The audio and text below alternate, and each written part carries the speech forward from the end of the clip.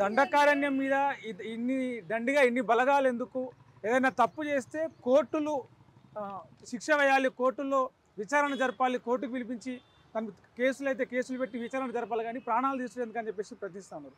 ఒకవైపు మీరు ఇట్లా ప్రశ్నిస్తూ ఉన్నారు, ప్రభుత్వం కేంద్ర ప్రభుత్వం ముందుకెళ్తా ఉంది. అసలు ఈ మావోయిస్టులు నక్సలైట్లు ప్రాణాలు పోతున్నా కూడా ఎందుకు ఉద్యమం వైపే ఉంటున్నారు, ప్రజల్లోకి ఎందుకు రావట్లేదు? ప్రజలకు సరైనటువంటి పరిష్కారము చూపిస్తలేదు ప్రభుత్వాలు. ఒక ప్రత్యామ్నాయంగా, ఒక నమ్మకంగా, ఒక విశ్వాసంగా ఈ భారతదేశంలో ఉన్నటువంటి ప్రజలకు ప్రభుత్వాలు విశ్వాసము చూపించడంలో, వాళ్ళ నమ్మకాన్ని కలిగించడంలో విఫలమవుతూ ఉన్నారు. కాబట్టి ఈరోజు కుప్పలు కుప్పలుగా 10ల సంఖ్యలో 100ల సంఖ్యలో చనిపోతూ ఉన్నారు. వీళ్ళందరూ చనిపోతూ ఉంటే కనీసమైనటువంటి మానవత్వం లేకుండా, కనీసం రాజ్యాంగ చట్టం కిందనే ఈరోజు ఉద్యమాలు కానీ మేము ర్యాలీ చేసినాము. ప్రతి ఒక్కటి కూడా ఈ రాజ్యాంగం కల్పించినటువంటి చట్టం కిందనే మేము ఉద్యమాలు చేస్తూ ఉన్నాము. రాజ్యాంగం ప్రసాదించినటువంటి ప్రాథమిక హక్కులు వాటి అనుసరంగానే మేము బతుకుతూ ఉన్నాము. దాని చట్టంలోనే మేము కొట్లాడుతూ ఉన్నాం. కానీ ఈరోజు మధ్య భారతంలో జరుగుతున్నటువంటి హింస ఎందుకు చేస్తున్నది ప్రధాన ప్రశ్న. ఈరోజు శాంతి చర్చల కమిటీ అని ఒకటి ఏర్పడ్డది. దానికి రిటైర్డ్ హైకోర్టు జస్టిస్ చంద్రకుమార్ గారు చైర్మన్గా ఉన్నారు, హరగోపాల్ గారు ఉన్నారు. అనేక మంది ఈరోజు బుద్ధిజీవులందరూ కలిసి వచ్చేసి ఒక శాంతి నెలకొల్పాలని దాంతో వచ్చేసి ప్రభుత్వానికి డిమాండ్ చేస్తూ ఉన్నారు, వేడుకుంటూ ఉన్నారు. ఎక్కడ కూడా ప్రభుత్వాలు కనీసమైనటువంటి దానికి స్పందన లేకుండా మేము ఛాలెంజ్ చేసినాము, హెచ్చరించినాము. ఆ హెచ్చరికనే మేము అమలు చేస్తామని, చంపేస్తామని చెప్తా ఉన్నారు. అంటే సాధ్యమవుతుందా మావోయిస్టులు లేకుండా? ఏదైతే 2026 మార్చి 1 నాటికి మావోయిస్టుల రహిత భారతదేశం చేస్తాం అని ఏదైతే అమిత్ షా ప్రకటించిందో అది సాధ్యమవుతుందా? సాధ్యం కాదు. ఎందుకు సాధ్యం కాదు అని అంటే ఈ భారతదేశంలో అంటరానితనం ఉన్నది, నిరుద్యోగం ఉన్నది, నిరక్షరాస్యత ఉన్నది, అన్ని రకాల సమస్యలు ఉన్నాయి ఇక్కడ. అట్లా ఉన్నప్పుడు ఈ సమస్య ఎప్పుడు పరిష్కారం కాదు.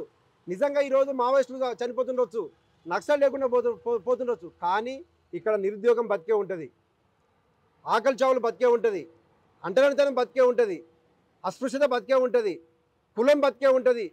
కులరహితమైనటువంటి సమాజం కోసం కొట్లాడుతున్న వాళ్ళు లేకపోవచ్చు, కానీ ఇక్కడ కులం ఉంటుంది, కుల అగచాట్లు ఉంటాయి, మతం ఉంటుంది, మతం కింద చంపేస్తూ ఉంటారు. కానీ అయినా కానీ ఎక్కడ కూడా ఇది ఆగిపోదు. ఎందుకు అని అంటే ఈరోజు మధ్య భారతంలో తల్లులను చిన్న చిన్న పిల్లలను తీసుకుపోయి చేస్తూ ఉన్నారు. కాల్పుల మోతతోటి కొడుకో రాజన్న, కారడవి మండబట్టే బిడ్డో రాజన్న. కాల్పుల మోతతోటి కొడుకో రాజన్న, కారడవి మండబట్టే కొడుకో రాజన్న. కాల్పుల మోతతోటి కొడుకో రాజన్న, కారడవి మండబట్టే బిడ్డో రాజన్న. కాల్పుల మోతతోటి కొడుకో రాజన్న, కారడవి మండబట్టే బిడ్డో రాజన్న. తుపాకి తూటలతో కొడుకో రాజన్న, తూరుపు కల్లారబట్టే బిడ్డో రాజన్న. తుపాకి తూటలతో కొడుకో రాజన్న, తూరుపు కల్లారబట్టే బిడ్డో రాజన్న. అడవి తల్లి గుండె నేడు మాయని కాయ మాయే, కాల్పుల మోతతోటి కొడుకో రాజన్న, ఉట్టి మీద దాసుకున్న బువ్వకుండ పగలగొట్టి ప్రాణబోలే పెంచుకున్న పసుల గొడ్ల చావబాదే. ప్రాణబోలే పెంచుకున్న పసుల గొడ్ల చావబాదే. ప్రాణబోలే పెంచుకున్న అరే ప్రాణబోలే పెంచుకున్న పసుల గొడ్ల చావబాదే. గంజులన్నీ విసిరేసి గింజలన్నీ పారబోసి, గంజులన్నీ విసిరేసి గింజలన్నీ పారబోసి, గంజులన్నీ విసిరేసి గింజలన్నీ పారబోసి. అయ్యో తుపాకులతో కాల్చుకుంటూ కొడుకో రాజన్న, మా బతుకు వాగం చేయబట్టే బిడ్డో రాజన్న. కాల్పుల మోతతోటి కొడుకో రాజన్న, కాల్పుల మోతతోటి కొడుకో రాజన్న, కారడవి మండబట్టే బిడ్డో రాజన్న.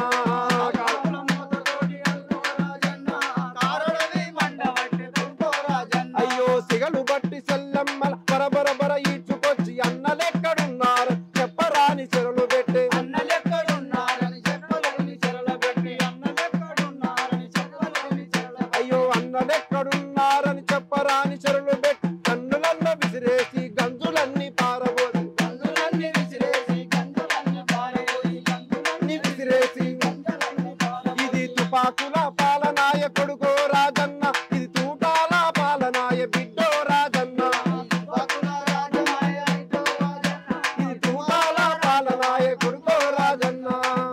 ఇట్లా కగార్ మీద దేశవ్యాప్తంగా ప్రతి ఒక్కరు ఈరోజు మాట్లాడుతూ ఉన్నారు, కొట్లాడుతూ ఉన్నారు.